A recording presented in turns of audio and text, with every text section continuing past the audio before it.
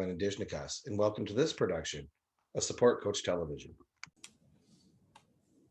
Today's episode, let's serve healthier school meals.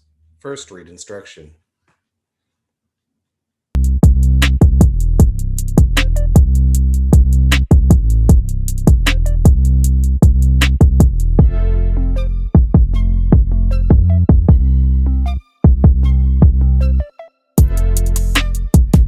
Specific vocabulary. Domain specific vocabulary words are technical terms that have to do with specialized topics in informational text. For example, an article about the heart may mention the aorta, a ventricle, or even the hemiazygos vein. Authors know that many domain specific words will be unfamiliar to readers, so they often define the words in the text. But if they don't, you can use context clues or a dictionary to figure out a term's meaning. Let's try it from this sentence in Let's Serve Healthier School Meals. Studies show that diets low in fat and rich in nutrients, vegetables, and whole grains contribute to maintaining a healthy weight and heart. I see the word diets has been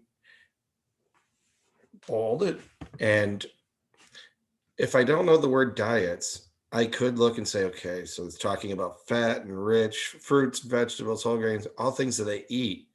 Oh, diets are the things that I eat. This is a skill that you probably do all of the time. And today we're talking about it. Let's look at a couple examples from the text. It says find each domain specific word in the selection, then answer each question.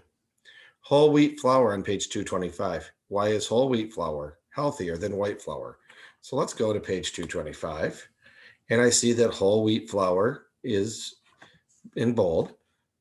And the sentence it's in says the difference between whole wheat flour and white flour is that whole wheat flour is made with the three parts of the wheat berry, the bran, the germ, and the endosperm.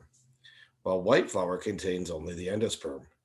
But it's the bran and the germ of the wheat berry that have all the nutrition. So as I look at it, the difference is the wheat flour for whole wheat has all of the nutrition, suggesting that our white flour isn't so nutritious. Let's look at another one. Sodium. What is sodium? Should you eat a lot of it? How do you know? This is a term you might be more familiar with. And you see sodium in bold here. And there's a parentheses next to it, something I always look for. It says salt. So you can make the guess that sodium is salt. And then let's look at that sentence. Eating foods that are high in sodium or salt and fats can lead to many illnesses as an adult.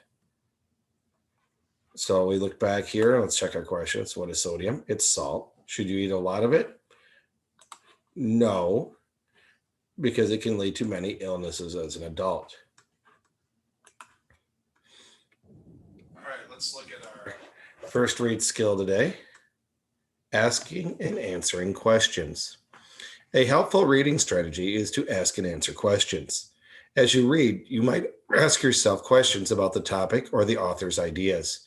You might ask yourself questions about the author's purpose for writing or what the author is trying to persuade you to think. For example, you might ask yourself, what does the author want me to think about solar energy? Or what does the author say I can do to make my community cleaner? As you read, look for details that can help you answer your questions. Most likely, you will find the answers further on in the text. And this is a skill that you probably use quite frequently. Again, if you're reading an informational text, you're probably like, well, a lot of questions like why or how come or for what purpose or what are they doing? Those type of questions are very valid questions. So let's read the following paragraph from a persuasive essay. It's true that pets are a big responsibility, but they also have many benefits. Small pets, such as hamsters or rabbits or lizards, are ideal if you don't have a yard. Rodents, reptiles, and fish are fun to watch and don't require much attention. For example, you don't have to walk them every day. Cats don't need a yard either, but they rarely come when you call them. Dogs are the most work, but they make great pets. They need lots of exercise and plenty of attention. They are also playful and loyal. You'll always have a friend if you have a dog. Well, when reading a persuasive text, ask yourself questions about the author's purpose and how he or she is trying to persuade you. What animal does the author think is the best pet to own? Underline details. So let's go ahead and pull out my annotation tool. And we'll kind of start going through it. Their big responsibility, many benefits. That doesn't really tell us much as far as which one's best. If you don't have a yard, this is useful.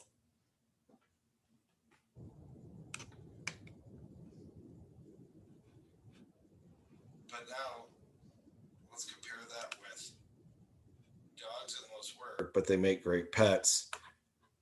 They're playful and loyal. You'll always have a friend if you have a dog. So really, it seems like we're comparing two situations.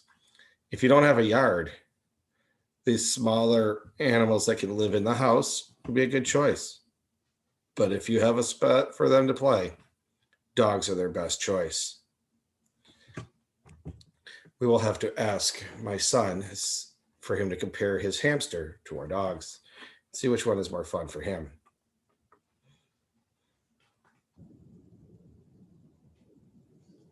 But if I was reading this, I would assume that they're recommending a dog. So as you're reading your first read, you will complete the worksheet on page 289. If you're doing a Google form, you will complete that in this post. And after we read the full text, make sure you submit it. You may now move on to back into the Google Classroom to read the full text. Have a minute, Gijigat, Minwa, Bamapi.